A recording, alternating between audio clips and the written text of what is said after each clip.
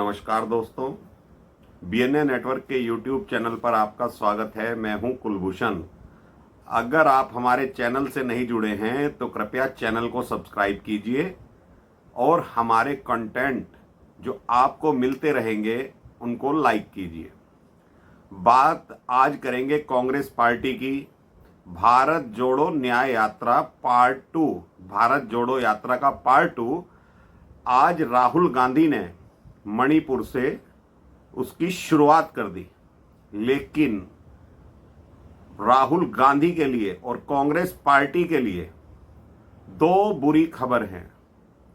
एक खबर है मिलिंद देवड़ा, जो कि महाराष्ट्र की राजनीति में एक बड़ा नाम है।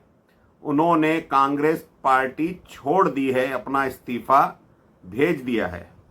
और दूसरा, कल एक इंडी अलायंस की बैठक हुई थी जिसमें नीतीश कुमार को इंडी अलायंस का संयोजक पद ऑफर किया गया। लेकिन नीतीश कुमार ने कहा, भैया जो दे रहे हो ना उसे आप ले लो, हमें नहीं चाहिए। और उन्होंने लालू यादव के नाम का प्रस्ताव आगे कर दिया कि भाई लालू यादव को दे दीजिए, क्योंकि वो वरिष्ठ व्यक्ति हैं इस इंडी अलायंस में। तो अब ये समझने की ज़रूरत है दोस्तों, पहले जो भारत जोड़ो यात्रा हुई तो आप ये समझिए कि पहले जो यात्रा ये शुरू करी गई भारत को जोड़ने के नाम की, तो भारत अगर टूटा है तो वो 1947 से पहले टूटा है। अगर वो यात्रा शुरू करनी थी तो उसका मकसद ये होना चाहिए था, जो पाकिस्तान और बांग्लादेश भारत से अलग हुए हैं तो उसको एकीकरण किया जाए, क्योंकि उसमें कहीं ना कहीं कांग्रेस की गलती रही है। पंडित जवाहरलाल नेहरू, जो कि उस वक्त के कांग्रेस के लीडर थे, उन्होंने ये शर्त क्यों मानी जिससे भारत के टुकड़े हुए। अब जो यात्रा न्याय, उसमें शब्द जोड़ दिया गया है, तो हेमंत विश्व शर्मा इसका एक साक्षात उदाहरण है कि न्याय तो मिलिंद देवड़ा ने कहा है, जिन्होंने आज पार्टी छोड़ी है, कि कांग्रेस में रहा नहीं है। उन्होंने राहुल गांधी से मिलने का समय मांगा, क्योंकि मुद्दा था मुंबई की साउथ लोकसभा सीट, जो कि कांग्रेस के हिस्से में नहीं आ रही है। और मिलिंद देवड़ा, जो कि 2 बार सांसद रहे वहां से और केंद्र में मिनिस्टर भी रहे, उनके पिताजी मुरली देवड़ा वो भी सांसद रहे हैं और बहुत बड़े बिजनेसमैन मिलिंद देवड़ा भी हैं और मुरली देवड़ा भी रहे हैं। चूंकि मुंबई आर्थिक राजधानी है, तो मिलिंद देवड़ा हो या उनके पिताजी हो मुरली देवड़ा, उन्होंने कांग्रेस की फंड के रूप में भी बहुत सहायता की है। आज मिलिंद देवड़ा शिवसेना शिंदे गुट में शामिल हो गए और उन्होंने जिस तरह की भाषा का प्रयोग किया है, भाषा उनकी शालीन थी और वो शालीन व्यक्ति भी हैं और राहुल गांधी के करीबी रहे हैं।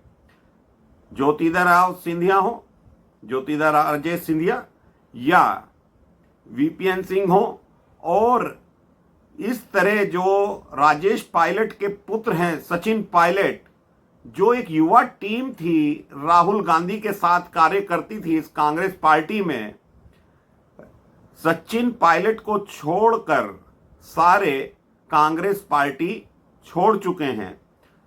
और हेमंत विश्व शर्मा जो आरोप लगाते रहे, वही आरोप आज मिलिंद देवड़ा ने लगाया है कि कांग्रेस में ही न्याय नहीं मिलता।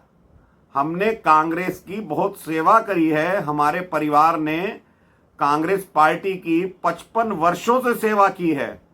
भले ही कांग्रेस पार्टी उन्हें सम्मान देती रही, लेकिन ये जो पेंच फंसा था, मिलिंद देवड़ा मुंबई साउथ से चुनाव लड़ना चाहते हैं और कांग्रेस पार्टी के हिस्से में वो सीट आ नहीं रही है। उद्धव ठाकरे शिवसेना को वो सीट मिलने की संभावनाएं जताई जा रही हैं। क्योंकि फिलहाल जो सांसद हैं वो उद्धव शिवसेना गुट के ही हैं उस सीट से। तो मिलिंद देवड़ा ने आज पेन और गेन की भी बात करी, यानी कि कांग्रेस में रहकर उन्हें पेन मिल रहा है। जो कांग्रेस के कद्दावर नेता हैं, शुभचिंतक हैं, कांग्रेस पार्टी यानी राहुल गांधी किसी भी ऐसे कार्यकर्ता पर ध्यान नहीं देते। जब हेमंत विश्व शर्मा के कई इंटरव्यू आप देख लीजिए, वो कहते हैं कि जब भी राहुल गांधी से मिलने का समय मांगा जाता है तो वो मिलते नहीं हैं। ऐसे ही मिलिंद देवड़ा के साथ हुआ। लगभग 3 माह से वो राहुल गांधी से मिलने का समय मांग रहे थे, लेकिन मिलिंद देवड़ा समय समय पर नरेंद्र मोदी की तारीफ करते रहे हैं। नरेंद्र मोदी के अलावा वो ये भी कहते रहे हैं कि भारत जिस तरह से तरक्की के रास्ते पर चल रहा है, तो भारत नरेंद्र मोदी के हाथों में सुरक्षित है। आज भी उन्होंने मुंबई बम धमाकों का जिक्र किया कि मुंबई पर जिस तरह से बम धमाके हुआ करते थे, जब से नरेंद्र मोदी सत्ता में आए हैं मुंबई ने राहत की सांस ली है। ये तो सत्य है दोस्तों। आतंकवाद पर बहुत लगाम लगा है, बहुत कड़ा लगाम लगा है।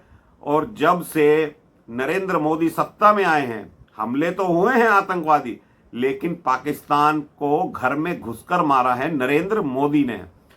तो जो ये न्याय यात्रा शब्द जोड़ा गया है, न्याय जोड़ा गया है इसमें, तो हेमंत बिस्व शर्मा ने और मिलिंद देवड़ा ने इस न्याय शब्द की परिभाषा राहुल को समझा दी है अच्छी तरीके से कि आपकी पार्टी में ही हमारे जैसे कार्यकर्ताओं को न्याय नहीं मिलता। जिस प्लेट में कुत्ते बिस्कुट खाते हैं, उसी प्लेट के बिस्कुट नेताओं को खिलाए जाते हैं।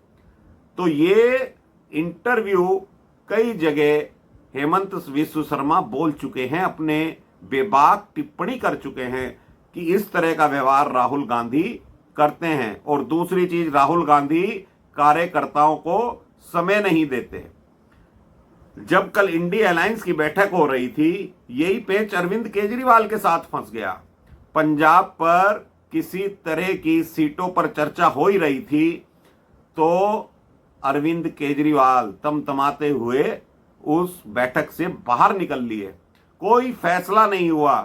और ये जो यात्रा शुरू हो रही है, सबसे पहले कांग्रेस को यह चाहिए था कि जिस तरह से कांग्रेस बड़ी पार्टी है इस इंडिया अलायंस में, वो पहले सीट शेयरिंग फार्मूला तय करती। यात्रा आप इतनी लंबी निकाल रहे हैं, वो यात्रा कम समय के लिए भी निकाल सकते थे। लेकिन जब आज राहुल गांधी भाषण दे रहे थे, वो कह रहे थे क्योंकि चुनाव का वक्त है तो यात्रा वो पूरी पैदल नहीं करेंगे, बस से भी यात्रा निकाली जाएगी और वो पैदल भी चलेंगे। तो जब राहुल गांधी, आपको ये मालूम था कि सिर पर चुनाव है, मार्च में अधिसूचना जारी हो जाएगी, तो आपको पहले अपने गठबंधन के बारे में सोचना चाहिए था। और नीतीश कुमार तो कब से कह रहे थे कि उन्हें संयोजक बना दिया जाए। आनंद फानन में कल तुमने उन्हें संयोजक पद दिया, उन्होंने कहा अपना वापस लीजिए, मुंह पर ऐसे फेंक कर मारा और लालू यादव का नाम आगे रख दिया। तो नीतीश कुमार भी एक बहुत बड़ा खेला बिहार में करने वाले हैं। 3 या 4 दिन के अंदर बिहार की स्थिति स्पष्ट हो जाएगी कि किसका गठबंधन किसके साथ होगा। उम्मीद है कि नीतीश कुमार एक बार फिर पलटी मारेंगे, क्योंकि लालू यादव और तेजस्वी यादव से अब उनके रिश्ते मधुर नहीं चल रहे हैं। नीतीश कुमार 18 सीटें मांग रहे हैं, कम से कम 17 सीटें तो उनको चाहिए ही चाहिए, जो पिछली बार उन्होंने एनडीए के साथ गठबंधन में ली थी। 16 सांसद उनके फिलहाल हैं, तो क्या 16 सीटें भी या 17 सीटें भी इंडिया अलायंस उनको दे सकता है? बिल्कुल नहीं देगा, क्योंकि बिहार में जो स्थिति बन रही है उसमें नीतीश कुमार पलटी मारते हुए दिखाई दे रहे हैं। लेकिन वो समय की नजाकत को देखते हुए सारी गेंद लालू यादव के पास और इंडिया अलायंस के पास डाल दे रहे हैं कि भैया आप ही करिए, क्या करना है, मुझे तो 17 सीटें दे दीजिए। और नीतीश ने जो दांव चला है अरुणाचल प्रदेश में, एक अपना सांसद का उम्मीदवार भी खड़ा कर दिया है। ऐसे ही शिवसेना ने भी महाराष्ट्र में 2 नामों की घोषणा कर दी है। सीट शेयरिंग फार्मूला तय नहीं हुआ और ये इंडी अलायंस बिखरेगा कहीं ना कहीं। जब तक ये न्याय यात्रा चल रही होगी या पूरी होगी, इंडी अलायंस पूरा बिखर चुका होगा। तो राहुल गांधी को पहले यह समझना चाहिए था, जिस भारत को जोड़ने की वो बात कर रहे थे, पहले अपनी कांग्रेस पार्टी को जोड़ते, इस इंडी अलायंस को जोड़ते, उसमें न्याय की बात करते। अरे भाई, तुम धर्म जाति की बात पब्लिक मीटिंग में कर रहे हो, पहले अपना घर देखना चाहिए, अपनी पार्टी देखनी चाहिए, अपना अलायंस देखना चाहिए कि कौन उसमें नाराज चल रहा है। जिस तरह की भाषा आज राहुल गांधी ने प्रयोग करी, वो लगता नहीं है कि परिपक्व राजनेता हैं, जबकि लोकतंत्र में विपक्ष का होना बहुत जरूरी है। लेकिन विपक्ष के नेता की झलक अब तक उनमें दिखाई नहीं दे रही है। आज भी कह रहे थे कि मैं 2004 से राजनीति में हूं, यानी कि 19 वर्ष राहुल गांधी को हो गए, लेकिन वो परिपक्वता अभी राहुल गांधी में दिखाई नहीं दे रही है।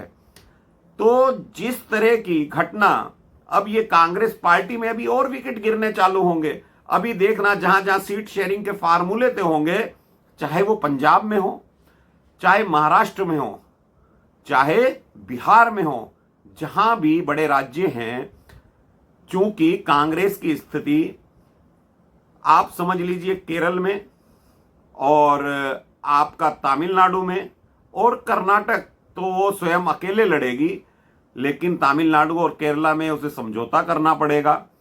तो 19 सांसद पिछली बार जीत कर आए थे केरला से, कांग्रेस के 55 में से 19, यानी कि 36 सीटें ही पूरे हिंदुस्तान से मिली थी उन्हें, और एक राज्य से 19 सीटें मिल गई थी। तो जो जो ये बड़े राज्य हैं, महाराष्ट्र, बिहार, उत्तर प्रदेश में तो लगभग कांग्रेस साफ हो चुकी है, वहां भी गठबंधन होता हुआ दिखाई नहीं दे रहा है। तो महाराष्ट्र में धड़ाधड़ कम से कम इनके 7-8 विकेट गिरेंगे। ऐसे ही नेता छोड़कर जाएंगे जो या तो भाजपा में शामिल होंगे या शिंदे गुट में शामिल होंगे। इसी तरह बिहार में होगा। तो ये इंडी अलायंस अब चलने वाला नहीं है। ममता दी तो बिल्कुल अलग थलग पड़ ही चुकी हैं। जो राहुल गांधी का प्रयास है मायावती को जोड़ने का इंडी अलायंस में, तो राहुल गांधी साहब यात्रा शुरू करने से पहले आप इस इंडी अलायंस को जोड़ लेते, अपनी पार्टी को जोड़ लेते। आपके कार्यकर्ता राम मंदिर के मुद्दे पर भी नाराज हैं। अब वो गुजरात से भी आवाज उठ रही है और मध्य प्रदेश से भी आवाज उठ रही है। कमलनाथ की जिस तरह से बेइज्जती करी गई है, उनके पुत्र भी कांग्रेस छोड़ सकते हैं। तो न्याय यात्रा, भारत जोड़ो न्याय यात्रा पार्ट 2 जो चल रहा है, मुझे लगता नहीं है कोई विशेष फायदा कांग्रेस को इससे मिलने वाला है। क्योंकि न्याय भी और भारत जोड़ने की जो बात कर रहे हैं राहुल गांधी, ये वो बचकाने मुद्दे हैं जिस पर जनता का ध्यान आकर्षित होने वाला नहीं है। क्योंकि जो इस वक्त मुद्दा चल रहा है, भजले राम राम राम, पूरे देश में चल रहा है। तो मुझे नहीं लगता राहुल को मीडिया की भी उतनी कवरेज मिलेगी। लेकिन जो विपक्षी अलायंस है, गठबंधन है या पत्रकार हैं, वो यूट्यूब चैनल वाले हों, जितने भी हैं, सब राहुल की गाथा आज से गाना शुरू कर चुके हैं। तो अभी के लिए इतना ही दोस्तों। मेरा कंटेंट आपको अच्छा लगे तो प्लीज लाइक कीजिए, चैनल को सब्सक्राइब कीजिए और कंटेंट को साझा भी कीजिए। धन्यवाद, नमस्कार, भारत माता की जय।